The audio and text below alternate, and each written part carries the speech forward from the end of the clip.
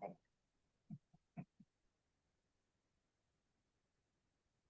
Hi to everyone joining us on Zoom. Welcome.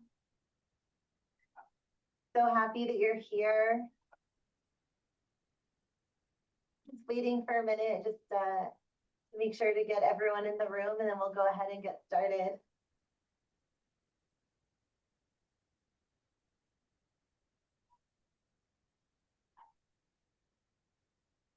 All right, so we're going to go ahead and get started. Welcome to all of our participants, and welcome to those of you tuning in by recording later for the first in our Disability Studies speaker series for this academic year here at Cal State San Bernardino. A little bit of housekeeping first. I just want to make sure to give all the thank yous for all the amazing people who made this possible. Pam Crossan in history, who helps move all the moving pieces. Finn Lee, who moves all the other moving pieces in IT. The Disability Studies Work Group, which is an amazing and brilliant group of scholars and professors and humans here on our campus. Jeremy Murray, Tiffany Jones, Jonathan Hall, Jessica Luck, and J. Chad Sweeney, all doctors. And then also thank you to SSD for the ways that they support disability inclusion here on our campus that services to students with disabilities, plus the Accelerate in SoCal grant, which is making our amazing speaker possible today through the former grant funding. In addition, the COG neurodiversity space, which is actually through that door right behind me, which is actually a follow-on, a direct descendant of some of the brilliance and amazing work of Elaine Hall, who you're going to meet and hear from today. And so this particular speaker kicks off the series, which coincides with our first year of our Disability Studies minor here on campus. And so this is a really proud moment for us at CSUSB. We're the third in the entire Cal State system to have a Disability Studies minor, and that's also thanks to the same Disability Studies work group. So we can always provide you more information about that, but if it sounds really interesting to you, we would love to tell you more about it. But now I get to tell you more about Elaine, who is one of my most favorite human beings I've ever had the pleasure of meeting in my entire life.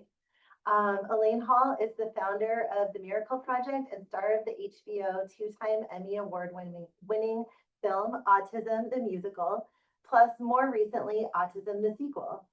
Through her groundbreaking work, she developed a methodology that unlocks potential, creates a culture of inclusivity, enhances teamwork, and inspires others to discover their purpose, known as the 7 Keys to Unlock Autism, also the title of one of her books co-authored with Diane Isaac. Her other book is Now I See the Moon, which is a beautiful memoir, and you should all get it and check it out immediately. And then also as a media personality and world-renowned keynote speaker, Elaine gives audiences the ability to change their mindsets about disability, break through obstacles that might otherwise entrench ableism, and celebrate uniqueness in life and in media. Elaine is a highly sought-after consultant and coach to TV and film companies, most recently having consulted on a new film, Begonia, starring Emma Stone. She also consulted on some of the most major groundbreaking self-representative portrayals of autism in the past decade, including shows and films like Atypical, Ezra, As We See It, Please Stand By, Fancy Nancy, and the 2024 Paralympics in Paris. Along with her autistic son, Neil, Elaine has spoken multiple times at the United Nations regarding the Convention on the Rights of Disabled People and Autism Inclusion. Members of her Miracle Project company class have performed at the White House, Carnegie Hall, and all the finest venues, as well as schools, universities, nonprofits, galas, and more, elevating disability inclusion to futuristic new levels with a passion and a drive that is unparalleled. Humble, caring, and filled with love and light, she specializes in using mindfulness, theater, film, and the performing arts to transform the way that the world perceives ability. Personally, I've been honored to know Elaine for more than 17 years, first as a friend and then subsequently also as a founding board member to her nonprofit wing, Project Miracles, and then later even as a source of brilliance that she served in my dissertation. And so I am so deeply thankful to her for all of it and more.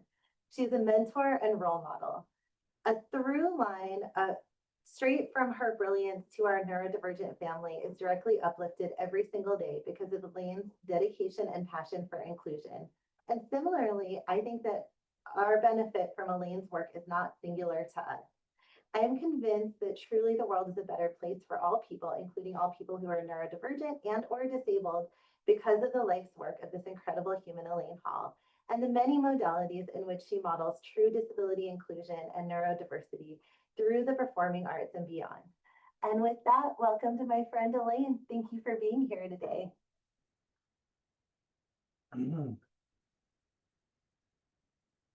You're on mute. Oh my gosh, Jess, I'm crying. That's the most beautiful introduction I think I've ever heard. And back at you, Jess, what you have accomplished is so extraordinary, and just really honored to be here with all of you today.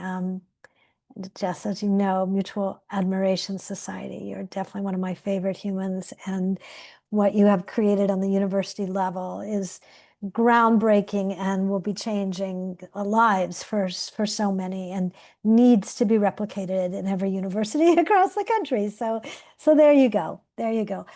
Very honored, very proud to be here today, and to be here with all of you. I know you can see me, but I can't see you, but I can read your chat. So if you could just put in the chat where you're from and what where you're from, if you're a student, if you're a professor, if you're um, just curious listening, if you're on the spectrum, whatever, just a little bit about you, so I can get to know you a little bit as you get to know me. So that would be wonderful. We've got a counselor. Fabulous. I'd love it. And just who else and who you are, and maybe if you could write a little bit about what brings you to your seat, what's your interest level. What we're going to be doing is I'm going to be chatting a little bit. I'll show you a couple photos, and we'll talk about neurodiversity, nursing faculty. Fabulous. It's so important to have welcome Phoebe, a student from Paris, California. I want to learn more. Wonderful, wonderful. We've got Brittany, a student and intern, retired professor. Oh, fabulous, fabulous. Love it. A communication master's student at University of Cincinnati. You're on the spectrum. Bravo, bravo, bravo. I'm neurodivergent myself, working on a thesis, a student, fieldwork under Dr. Nairn. Lucky you. Fabulous. I'd love to see any field work that you do. I am such a big fan of what's happening here. Professor of English, neurospicy. Wow, fantastic. That's our new term, right? It's fantastic. Thank you, Professor. And student success coaches, so important that we get that support and success so that we can be the best that we can be. And we've got libraries. Oh, so important. Like I always say, everyone from the gardener to the president of the university can benefit from understanding autism. Disabled and wonderful mom and director of services. Oh, see that's I think why CSUSB is so ahead of what's happening in universities across the country, because you do have not only allies, but stakeholders that are part of the community. Okay, great. Keep them coming. Keep them coming. And I'll look back and forth. The other thing I would love you to do is to put in the, if you have a question that you would love to not go away today unanswered, if you can, ask that question, hopefully I'll get to it in my main presentation, but we will be opening up for Q&A, and I hope to get it there. And if not, Jess, Dr. Nairn and I can, email back and forth and hopefully get you responses to anything that I don't know offhand or we don't have time to complete.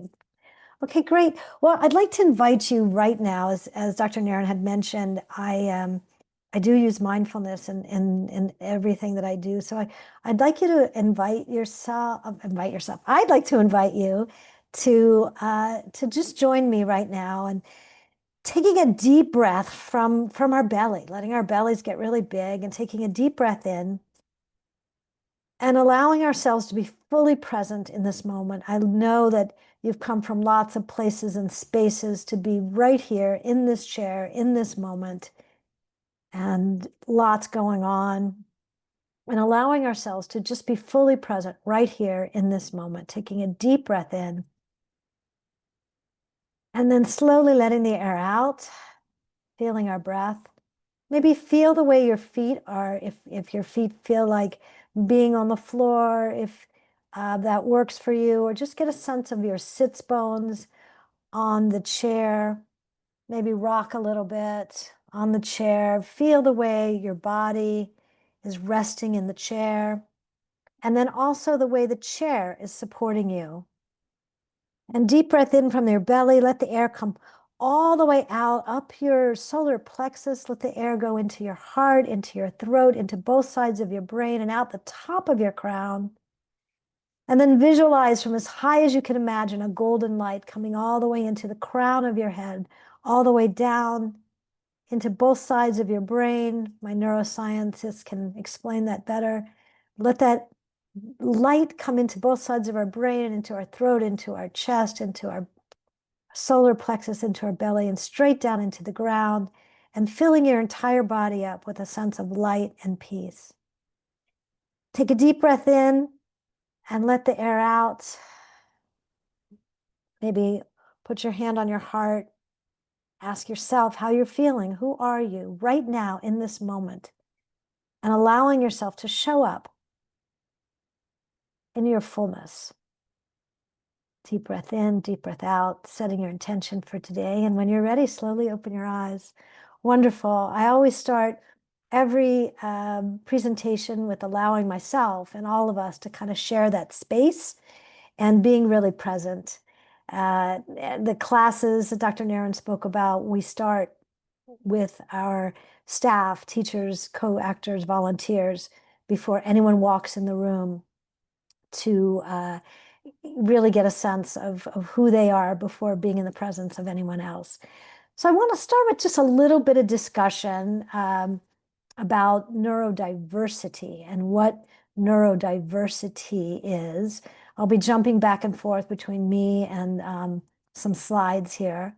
So let's see here. Oops, here, let me share my screen.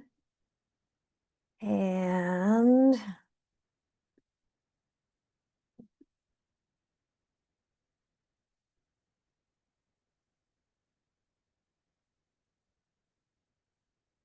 let's see, is that sharing? Let's see. No, it's not. Here No, we it go. is.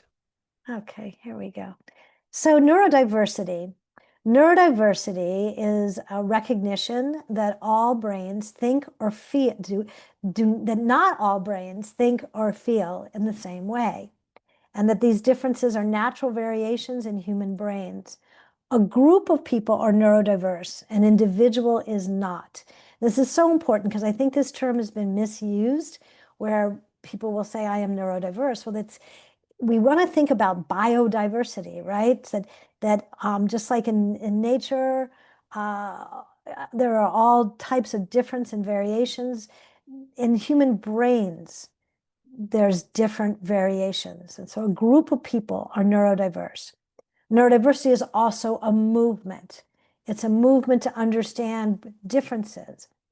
And neurodivergent refers to an individual, and I love neurospicy, thank you, to an individual who has a less typical cognitive variation, such as autism, ADHD, dyslexia, dyspraxia, Tourette syndrome, etc. Neurotypical refers to individuals.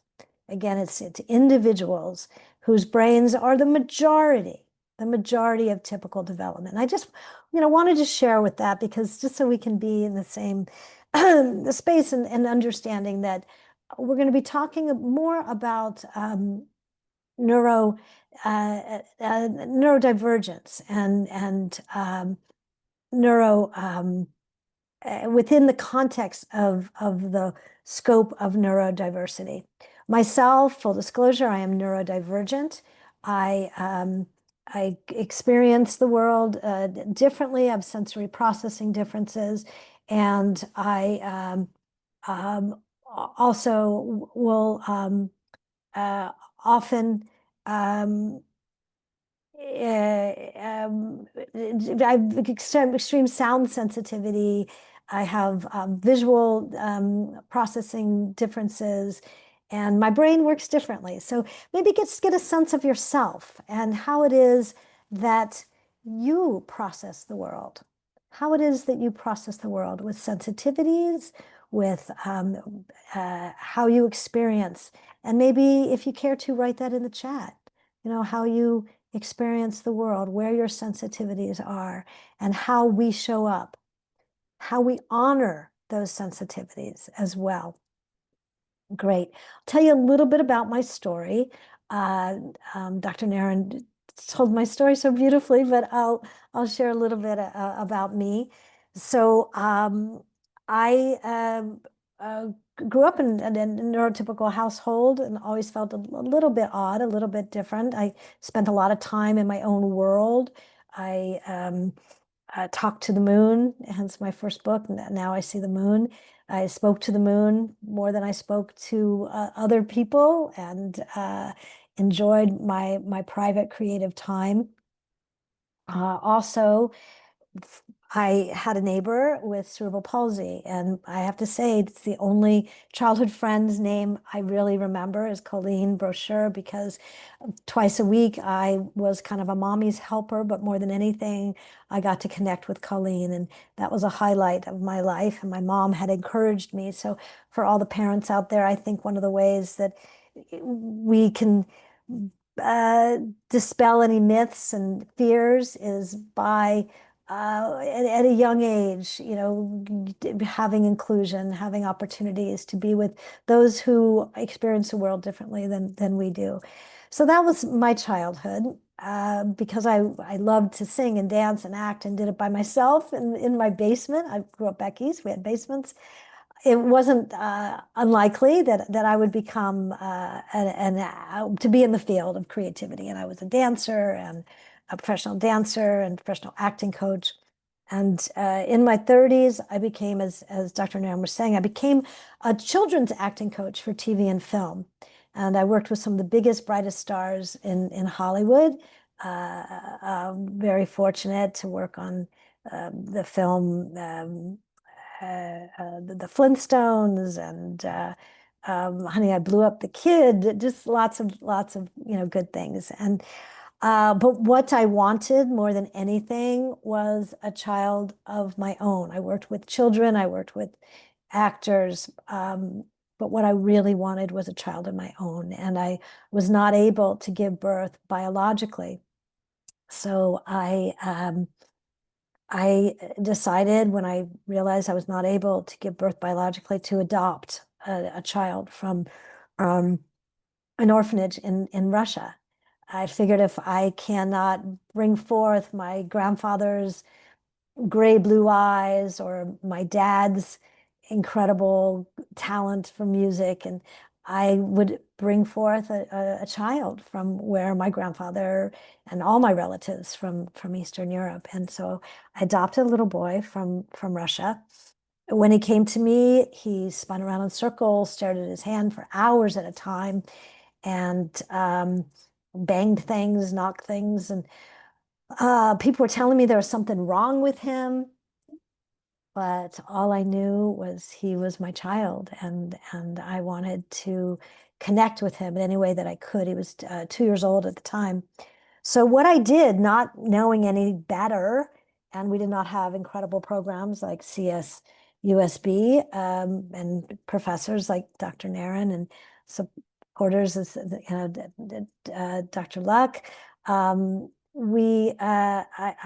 didn't know any better, but I was a creative, as a movement, music, drama, creative teacher. So I used creativity to reach him, and I joined his autistic world.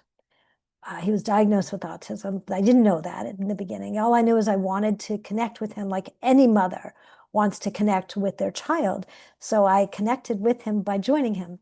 So for example, if he would flap, and everybody flap with me, if he would flap, I would flap with him and we'd be birds and we'd fly around the room together and just enjoy each other flapping, right? Once we got the diagnosis and he went to traditional therapy programs, the traditional therapists were telling me that I was enabling his autism. And if he would flap, flap again for me. And imagine that someone is pulling your hand down and see how that feels, right? But they would do that. They would pull him down and then feed him M&Ms, or they would say he'd be flapping and they'd say quiet hands. And my son was very smart and still is, and he would put his hands on his ears, quiet hands. And they would say they would take his hands, they would hand over hand, as we know that term, whatever, and push them down. And it felt terrible to me.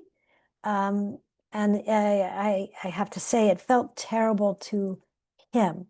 And the more therapy he got at that time, the more anxious he became. And for parents out there, to really tune into your child's anxiety, and for those, of us out there who are neurodivergent, we know that feeling, right? When we're being denied something that either our body is expressing, or who we are as in our essential self. And for those who are autistic and know that we do things for a purpose and a reason, um, with somebody negating it and controlling it, the anxiety level becomes very high, and we start masking at a very young age. Hopefully I'll have some time to go into that as well. So anyway, I saw my son's anxiety level got higher and higher doing the traditional therapy, and um, it's it's got to be a place where I asked to stop the therapies, and I fortunately, a teacher at the preschool had gone to a conference in Washington, D.C., and told us about a doctor, Dr. Stanley Greenspan, uh, the Bible it was called The Child with Special Needs, and all of his work. I'm sure Dr. Nairn goes into a lot of that in her work, but he was doing alternative types of therapies and interventions with those on the spectrum. I'm going to show you a little video now. Let's see if this works. Let me cue it up. And just to give you a sense of what, share my screen.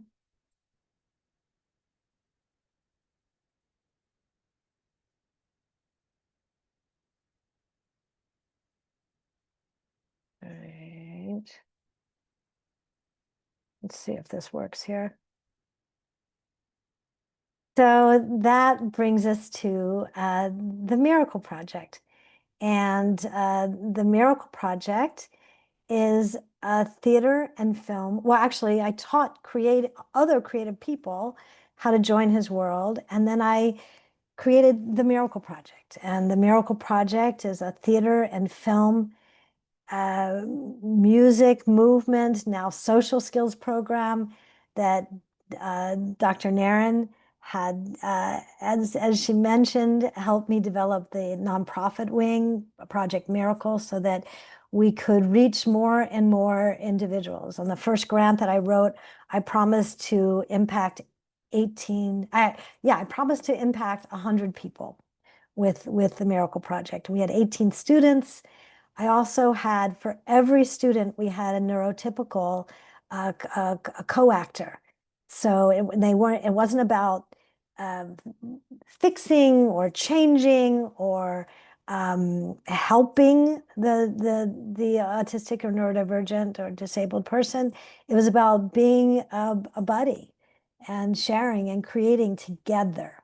So creating an atmosphere where those with and without disabilities could create together. And our very first year, we wrote and performed an original musical in a state-of-the-art theater. I had seen special ed classes where like the special ed students were, if they did a play, it was like some unrehearsed thing with a script in the front of the classroom, and where the neurotypical kids got the stage and music and all that. And I said, well, I want that. I want the best theater in LA, and I want music and all kinds of fun things. And we did it. We created this original musical. A group of filmmakers saw what we were doing and asked if we could do another season of that. And but this time only with autistic and students, and that became the HBO Emmy-winning film Autism the Musical. That has I had promised to impact 100 people, and now, with people having seen the film now all over the world and speaking at the United Nations, it's probably has impacted thousands, if not millions of people. And in that film, we write and create an original musical and perform it live, and they document that. So my trajectory went from getting out of the film business completely to then re-entering the TV and film world, first as a subject of a documentary. And I have to admit, it was really scary. I was much more comfortable behind the camera rather than in front of. But I've learned inch by inch that this work is being of service. And I've always said, if my story can help one person, then it's a story, worthwhile telling. And so for you, think about your story and what you've experienced in life, and how your story is something, if you can give and serve to one person, the difference that you're making, and professors, the difference that you make to your students in being able to share who you are and what your journey has been. So uh, yeah, from there, I started the Miracle Project. It started with one class, grew into two, and now, well, Dr. Naren is offering a class on dating, which is fabulous, and we're so excited, an online class on dating. So we actually have now 21 classes, about 10, gosh, I guess about 10, 11 in person and 10 virtual. So we serve people all over the country. And over COVID, we were serving people all over the world.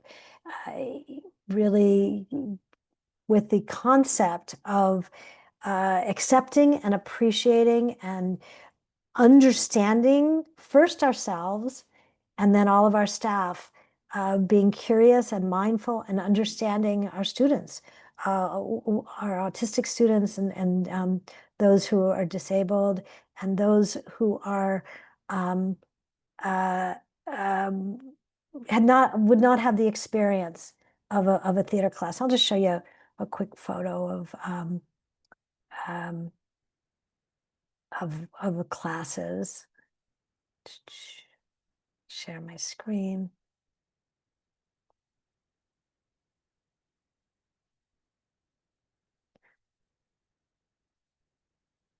And you'll see a Miracle Project class here where we've written shows from the stories and ideas of our students. And we perform them now at the Wallace Annenberg Center for the Performing Arts. It's one of the nicest theaters in Los Angeles. We also create films and music videos, lyrics created by the students themselves. We have non-speakers, multimodality communicators who type lyrics to songs and perform them. And guess let me see if this one works. This is a, there we go. This is a little bit dated in terms of their numbers. but I'll show you a little bit about the Miracle Project. About 30 years ago, the number of children diagnosed with autism was 1 in 10,000. Today, it's 1 in. And we know that the numbers are much different now. So one group called the Miracle Project says all we need to do is look within ourselves for the answer.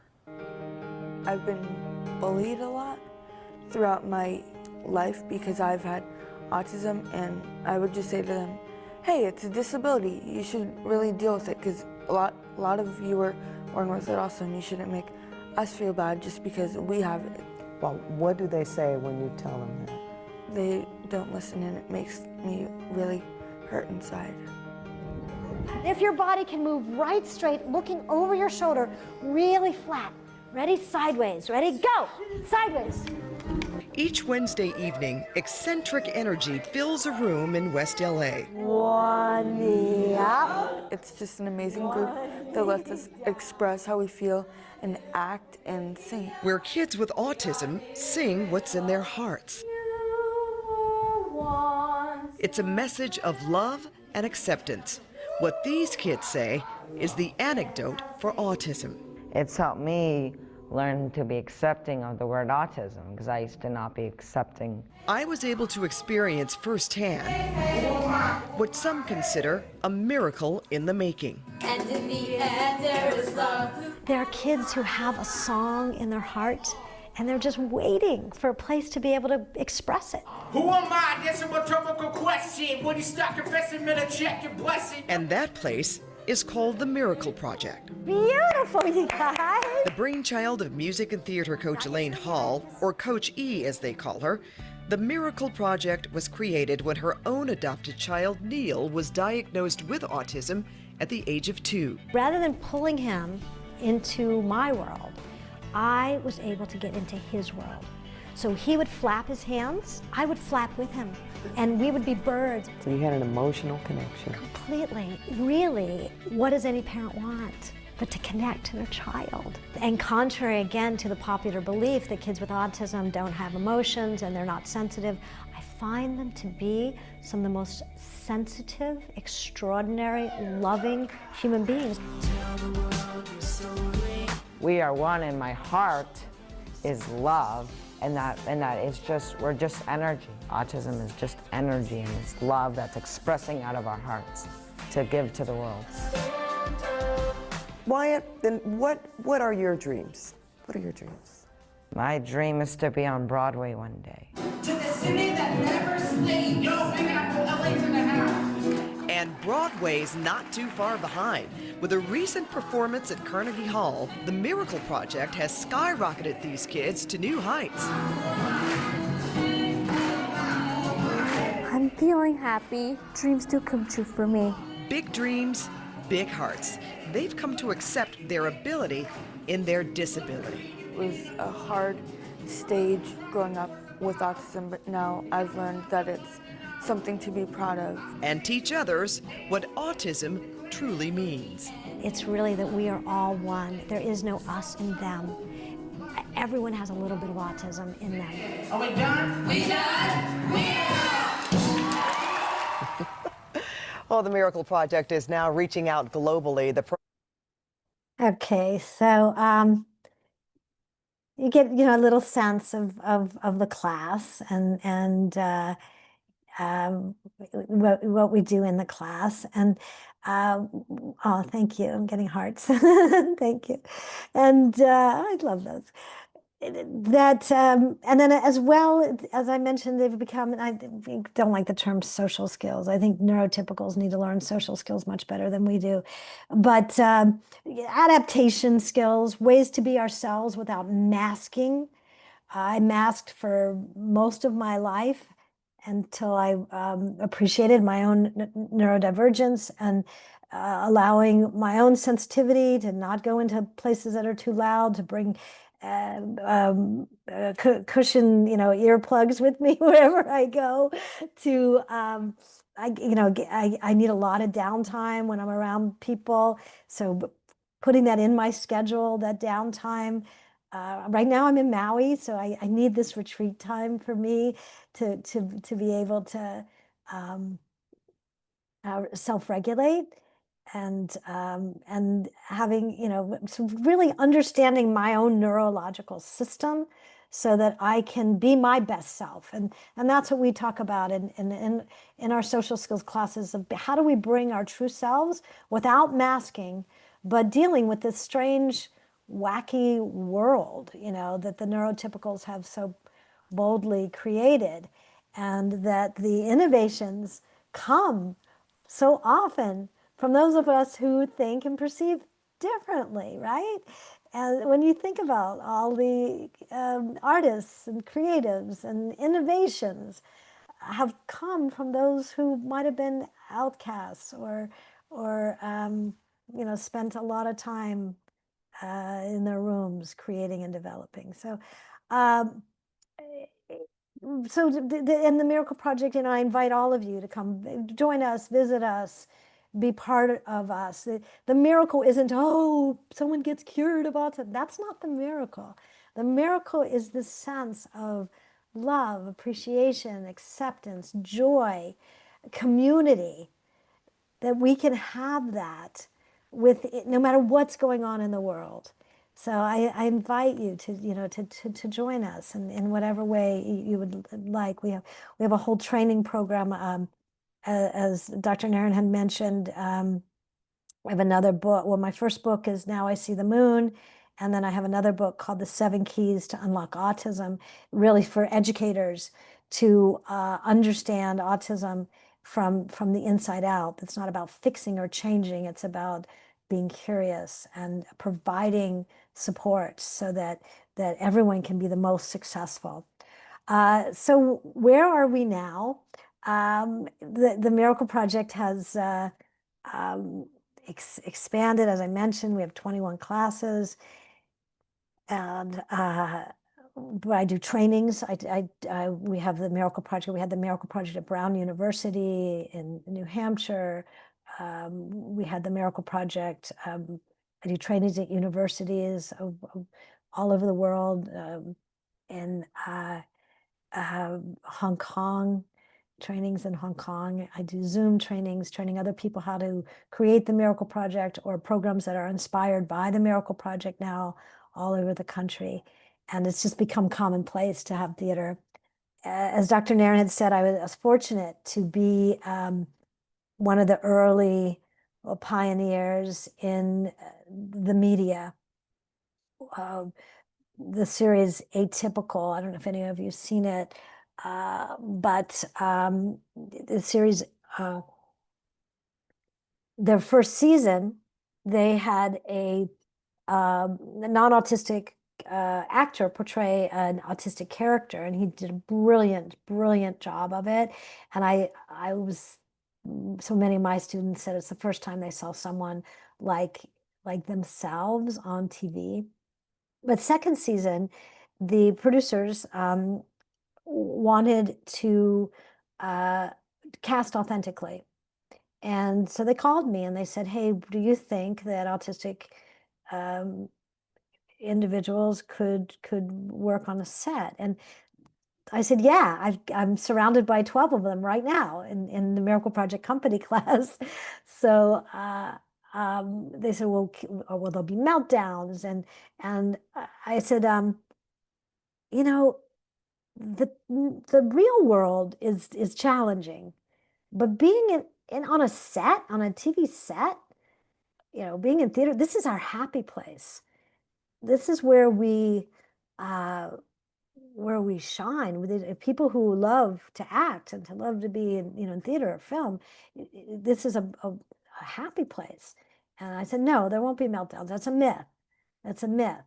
And the meltdowns come when the neurotypical world is just too overwhelming. But so anyway, my students auditioned and they became the peer group for Atypical season 2 and partially in season 3, and then also in season 4 became supporting actors and guest stars and regulars on the series. So I invite you to watch that. And the first time I went with my students, and I just said, look, you don't have to pay me, but I'm here just to help organize and teach the crew how to create the most positive environment. That became my new profession, as I'm an access coach and creative coach and consultant for TV and film. I've been really fortunate now to be a leader in the media of authentic representation, and have had the good fortune of working with some of the best and brightest actors, but also the top directors in TV and film. Uh, uh, as Dr. Nairn mentioned, I worked on the show As We See It, which I highly recommend. If you haven't seen it, see it. It's three actors on the spectrum portraying three characters on the spectrum, along with many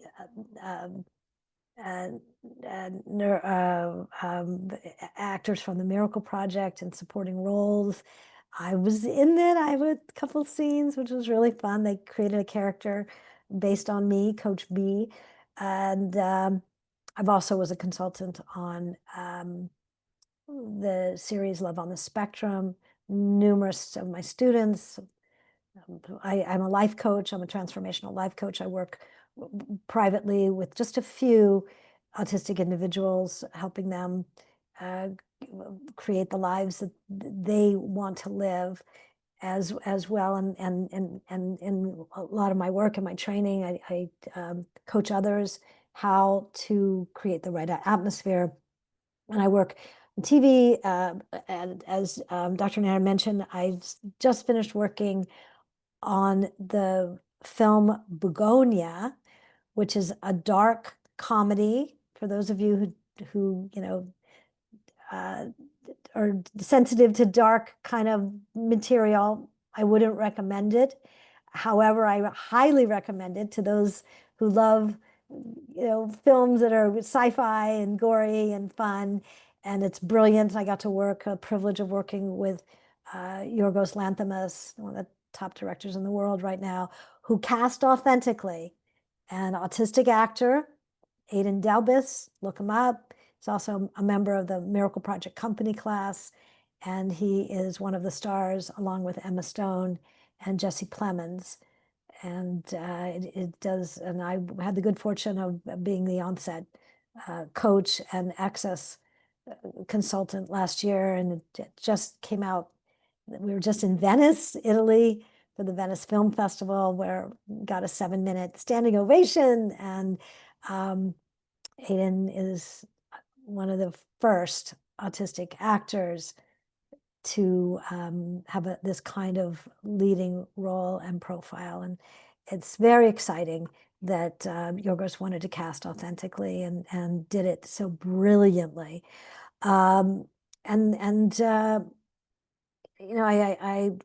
There's so much more to share. My son now is 31 years old. He lives independently with support. He's part of a group of other autistic individuals who participate in training police in understanding autism. And right now, as we speak, he's doing that. He's at the Santa Monica Police Department. He's had his challenges, as we all have, and ups and downs. With the right supports, the sky's the limit. He did present at the United Nations. Let's see if I can get this. He presented his story at the United Nations. Get a little sense of him at the UN.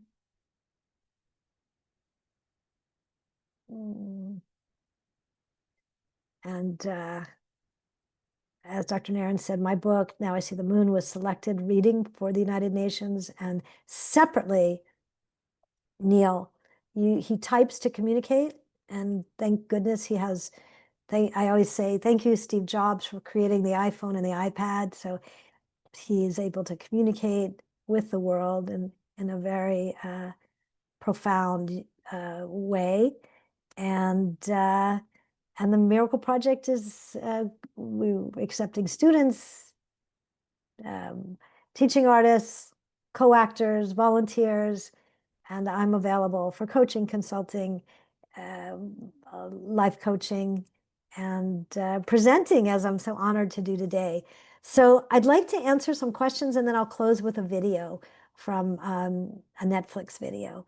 So I'd love to answer some questions. I'm looking in the chat.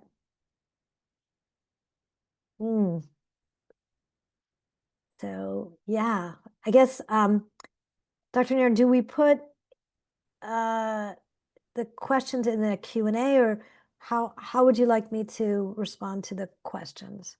Yeah, so I think we have one question in chat already. Questions can go in Q&A or chat, and then Jessica and Tiffany are here to kind of help wrangle too. Like if we get flooded with questions, we can kind of combine similar questions into one. And I think, oh yeah, type questions and chats are welcome. So you've got tons of options. It's kind of a garden variety, how someone would like to answer or ask a question. Just go ahead and do it. You can ask your question out loud, raise your hand, or chat or Q&A, as long as that works for you, Elaine.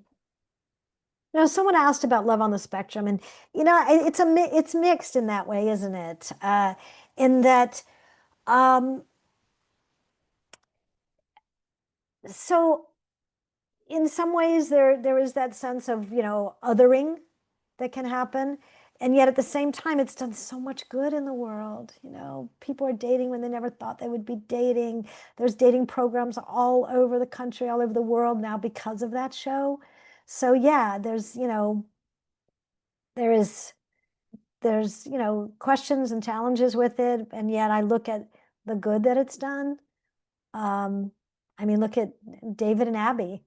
Abby was one of the first Miracle Project students, and David is currently a Miracle Project student. Their whole lives have changed. And I think it's given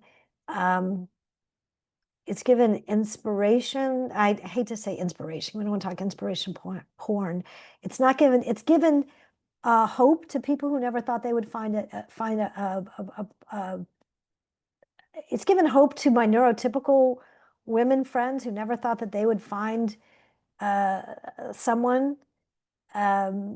It's given hope to autistic neurodivergent people all over the world. So I think it's mixed, but I get you. I get you, Joe. Yeah. Donna is asking, how much did the first year of Miracle Project cost and who funded it? My first year, I got a grant for $40,000 from a community foundation. And the next year we did it on a shoestring. We did a fundraiser and raised $25,000. And that was the year of Autism the Musical. That was the year that Dr. Naren helped me put that whole thing together in like no time. We're like, oh, we have no money. So there's, you know, there are grants available. There was, I think one of the strongest Miracle projects is in satellites is in New Jersey at the Morristown Theater, and they got a grant, I believe for, you know, it varies. You know, we started at Brown on a shoestring. So there's, you know, lots of different ways, and you're welcome to contact me and I can help you put that together. Other questions? I'm not seeing the Q&A. Yes. Can you hear me? Yes. Well, I've seen the Miracle Project, and it was 2007, and some things went back well before that, in the 1990s. And I wondered if, since you've been in the center of the discussion for all these years, you've been, you know, in one of the crossroads of the discussion points. Have you seen attitude shifting in a kind of the typical attitudes and ways people use language and terminology since the 2007 until now, which is 18 years later? And I'm wondering how much you've, as a person, continued to develop your own knowledge. So maybe something about that. How much have things changed in the past 18 years? Yeah, thank you. Thank you so much. I mean, yes, everything has changed. It's so funny though, like in the 1990s, the developmental interventionists were using creativity, and it wasn't until Dr. Lovas kind of came into the field where things were about fixing and changing. But so much has changed.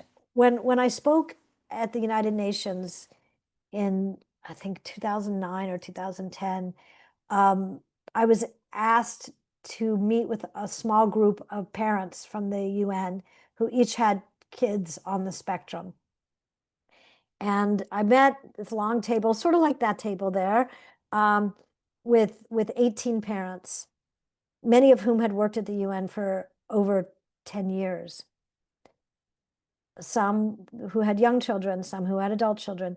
None of them ever knew that the other parent had a child on the spectrum because it wasn't talked about. It wasn't talked about. And, you know, my early days at the UN, there were horrendous photos of, you know, people in other countries with building, you know, I'm sorry to say this is really horrible, but building, you know, rooms in the back of their houses, you know, that were just terrible, putting, you know, things that were, and look at us now, you know, look at us now. I mean, the UN started World Autism Awareness Day, which now is the World Autism Appreciation Day, which is, you know, we're understanding, instead of clinicians talking about autism, we're talking for ourselves. People are, you know, the TV, I think TV and film, I mean, Autism the Musical, humbly I say, you know, brought autism into homes. It's not Rain Man. Everyone's different. I think the way women, girls are now being diagnosed is so different than the way, you know, the typical white male ASD. We're looking, you know, the movement, the neurodiversity movement, programs that you have at this CSUSB, that they just didn't exist. And, you know, it's a movement, and I think we still have a long way to go with the world supporting us, supporting those who are autistic, those with more severe disabilities. I also feel like, you know, for myself, you know, aligning with the disability community. You know, there's always the autism, you know, and then, but really because the disability community has made such strides, and realizing the gifts and strengths, but then staying away from those stereotypes of, like, you know, autism heroes, superheroes, you know, or autism savants, or like, no, you know, just typical people whose brains work differently, and being able to find the proper supports for those who have, you know, like my son, you know, it clearly says I'm autistic and disabled, because he is. He's not speaking. He has a disability, and that's not a bad word, you know, and being able to you know, the movement, I think, has really changed. I mean, we have to still get away from the stereotypes, and you know, foster, I don't want to say inclusion, I want to say foster belonging, because that's really what it's about. And all different brains, we belong. So did that help? Was that helpful? Yeah. Okay. Yeah, Great. yeah. That's a complex question. And also, I'm almost thinking about the use of language, the use of average people's knowledge, how parents are thinking about it. There used to be such an idea of correcting autistic youth toward normativity, and it was kind of an enforced assimilation project rather than a. So now, if we move from the medical model more toward the social model, we think of the space as disabled, not the person. Exactly. I'm autistic, but in the neurodiversity space, I can work all day long because the lights are nice, the sound is nice, I'm comfortable, I can rock, I have a weighted stuffy on my chest. So since my space is not disabled, I'm very functional. Yeah. And I'm functional when I am. And then, but the world is so bright and overbearing, and productivity demands nonstop interaction. It's the productivity demands that are disabled. It isn't me. So in this way of thinking about it, there's a shift happening, but how far are we into it? What still needs to happen? I think of you as being someone who would be able to really see this in a lot of different areas. And I think I hear that progress is happening, and that's a good thing. And then next would be how to keep spreading it, I guess. Yeah, I mean, I agree. It's really creating environments where everyone can thrive, and creating an inclusive space isn't just building ramps, right? And so, yeah, absolutely. I mean, it's and the whole idea, when you think about it, it's like the neurotypical world adapts to the overstimulation, overwhelming lights, sounds, future shock, Toffler spoke about years ago. They adapt to it. And why is there so many anti-anxiety pills, everybody? Why is depression at a height? Why? Because people trying to adapt and like, we that are, experience neurodivergence, we recoil from it. So it's like, perhaps, I wrote this in my book, Now I See the Moon, we're the canaries in the coal mine. The world is too fast, too toxic, too overwhelming.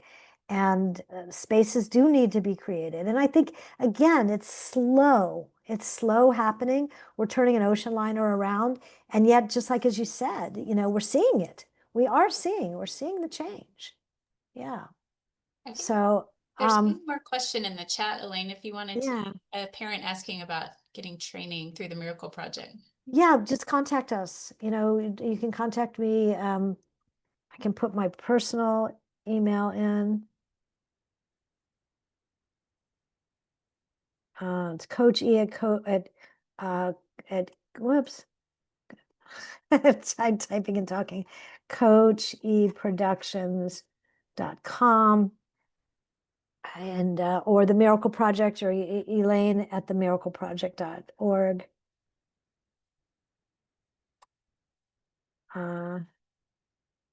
Yeah. Do we have time to show this last? And I think what you're saying is so important, in that the more you bring this message, everyone is a teacher, right? So the more you bring this message to the world, the more the world starts adapting, creating environments for us to adapt. Uh-oh, let me try to get out of here. Okay, let's show one last video. Yeah.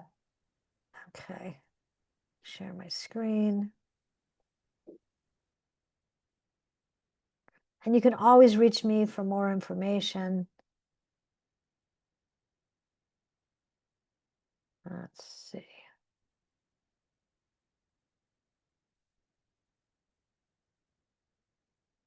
Okay.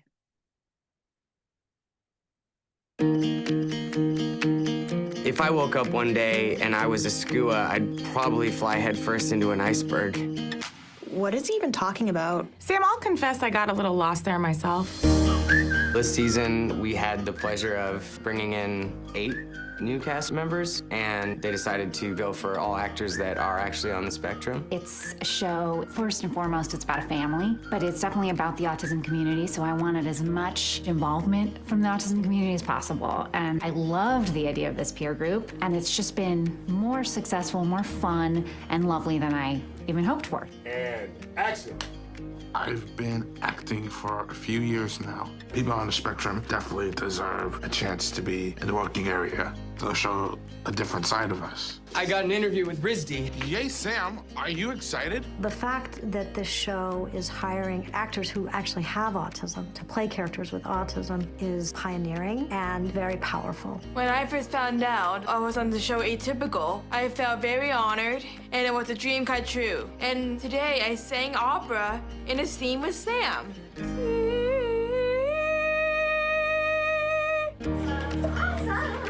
I think people connect to these characters in the show because even though the characters are incredibly specific, the themes are very universal. Finding love, fitting in, finding your identity. Our actors bring it to life in such a beautiful way, and you can just read everything on their faces, and they're so expressive and amazing that I think that helps a lot. Who else had an accomplishment this week? I went to a new dentist. Really? How cool, Lily. I enjoy acting in this peer group because I have autism and we have similarities and we can relate to each other. I couldn't find chicken fingers on the cafeteria menu. I'm hoping the online menu is incomplete or seasonal. I feel like working with Kier is really great because he's really awesome, and I feel like his performance was excellent. No chicken fingers? That sounds awful. You shouldn't go. The actors in the peer group obviously have a lot of insight, and they also bring their uniqueness. It's good to be unique. If we were all perfect, everything would be boring, you know? Acting is a great equalizer. Those with and without disabilities come together. The most rewarding thing about working on Atypical is just basically breaking stigma around autism. I want to tell Rabia and all the producers they can believe in me because autism is awesomeness.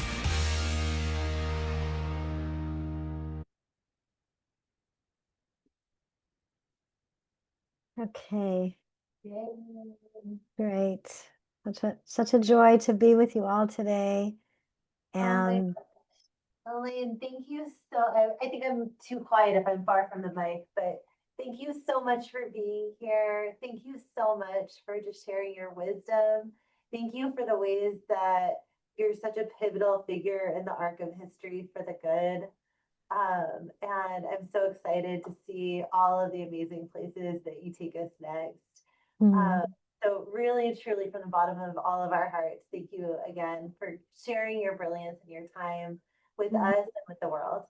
Thank you. Thank you for all you're doing. What more universities need. So thank you. Thank you all. Appreciate being with you today.